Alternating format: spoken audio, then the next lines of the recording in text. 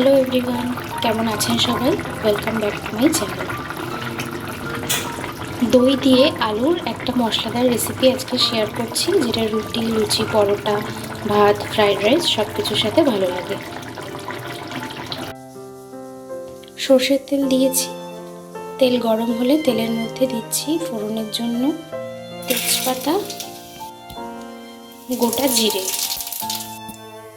এবার আলুগুলো দিয়ে দিচ্ছি।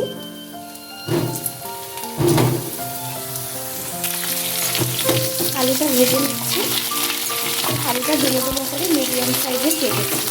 আলু আর আলাদা করে ভেজে তুলে রাখছি না, এর মধ্যেই একবারে সব মশলাগুলো দিয়ে দেবো। এরপর দিয়ে দিচ্ছি 1 চামচ নুন। নুনটাও একবারে দিয়ে দিচ্ছি।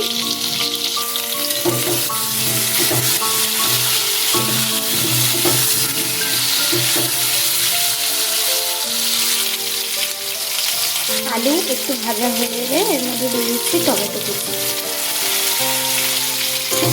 টমেটোটা আলুর সাথে ভেজে নিচ্ছি।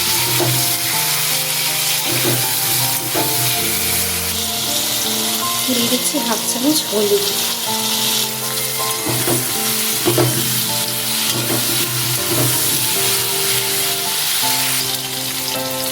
দিচ্ছি কয়েকটা চেরা কাঁচা লঙ্কা।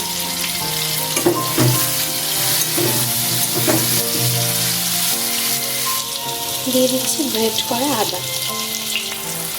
বাটা মশলার পরিবর্তে এই রান্নাটায় গ্রেট করা আদা, কাঁচা লঙ্কা কুচি দিয়ে খেতে টেস্ট হয়।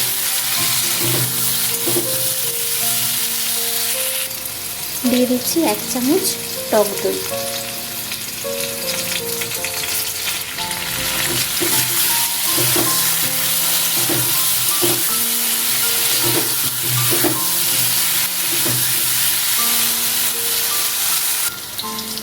হাফ চামচ জিরের গুঁড়ো।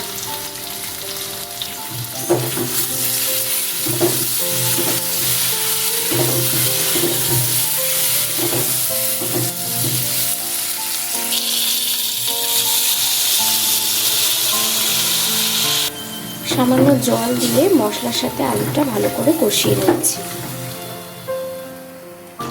এরপর দিচ্ছি 1/2 চামচ শুকনো লঙ্কার গুঁড়ো।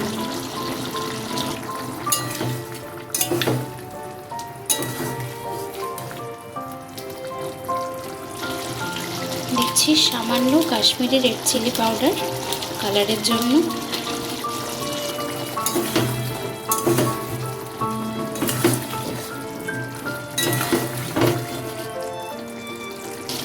টেস্টটাকে ব্যালেন্স করার জন্য দিচ্ছি সামান্য চিনি।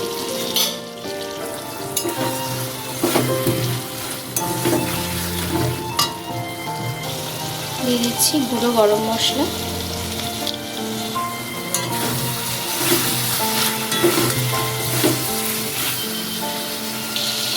এরপর দিয়ে দিচ্ছি পরিমাণ মতন জল। এরপর ঢাকা দিয়ে দিচ্ছি আলুটা সিদ্ধ হওয়ার জন্য। ঢাকা দিয়ে প্রায় 7-8 মিনিট রান্না করে নেওয়ার পর দিয়ে দিচ্ছি ঘি।